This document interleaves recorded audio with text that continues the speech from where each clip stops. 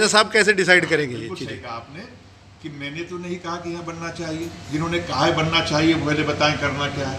और मैं तो ये कह रहा हूँ कि साहब पहले रेवाड़ी के हॉस्पिटल को भी तो ठीक कीजिए। मेरी तो मांग ही यही है कि जो एग्जिस्टिंग हो रहा है पहले उसको ठीक कीजिए, फिर जिनको भरोसा दिया आपने, वादा दिया, उनके वादे को निभाइए, और उसके बाद में जो और आपने शुरू किए उनको भी बनाइए। तो ये बात जो है आप घुमाइए मत, मेरी बात बहुत स्ट्रेट है, साफ है कि जिस आपने कन्फ्यूजन को किया है, 8 बार के आप सांसद हैं, शायद 1 बार हारे एक जो तो 8 बार के हैं, तो आप इतनी बार के सांसद 6 बार के सांसद। हाँ, तो हम तो 5 बार के सांसद रहे। मेरे क्षेत्र में जाकर देख लीजिए कि व्यक्ति आदमी कह नहीं सकता, बीजेपी वाले रहे हो चाहे कोई भी क्यों ना रहा हो। मैंने वहाँ पर जितने आज आगरा के अंदर जितने ओवरब्रिज बनवा दिए थे, दूसरों की सरकार थी, मैं सांसद भी नहीं था उस पार्टी से। तो क्या सरकार में काम करने वाले जो व्यक्ति चुन के जाता है उसका फर्ज ये होता है वो काम करे, कन्फ्यूजन ना क्रिएट करे। चलो अभी कन्फ्यूजन क्रिएट किया तो उसके सवालों का जवाब दो ना भाई।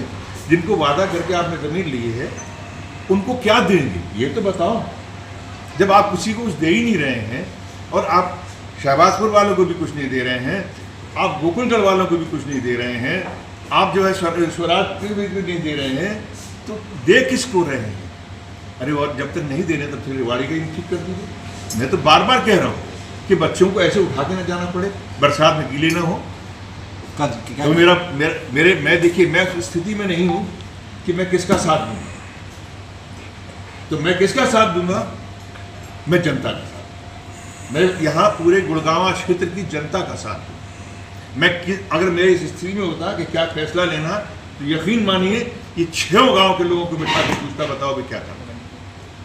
मैं कोई कंफ्यूजन क्रिएट नहीं करता। ये ऐसी राजनीति मैंने सारे जीवन में नहीं की।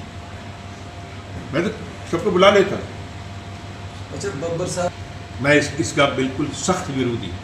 गालियाँ देना राजनीति में या सामाजिक जीवन के अंदर ये सबसे घटिया और तिरस्कारपूर्ण होती है। मैं कभी ऐसे लोगों की बात का समर्थन नहीं करता। बब्बर साहब के साथ एक छोटा सा ऐड ऑन और कर देते हैं। पहली बात तो ये है वो विधायक का चुनाव लड़ी थी, मैं सांसद के रूप में इस क्षेत्र में आना चाहता था, तो मेरा फर्ज बहुत ज़्यादा बड़ा होता है। कहाँ है मेरे लिए कोई एक जगह नहीं, चाहे मेवात हो, रेवाड़ी हो। मैं अभी बावल की बात नहीं कर रहा, मैं दारूहेड़ा की बात नहीं कर रहा। हाँ, बात इनका सवाल बहुत सही है कि चिरंजीवी साथ नहीं है, कैप्टन साथ नहीं। चिरंजीवी जी आज सीकर में, वो राजस्थान के इंचार्ज। मेरी बात हुई तो उन्होंने मुझसे कहा कि भैया मंडे को कर लो। मैंने कहा यार मुझे मंडे को थोड़ा मुश्किल इसलिए हो रहा है कि मैंने एक अपना घर शिफ्ट किया है, तो मुझे वहाँ पर साइन करने जाना है। मैंने कैप्टन साहब से पूछा तो कैप्टन साहब बोले कि मैं हाँ हुआ है, श्रद्धांजलि दिया है।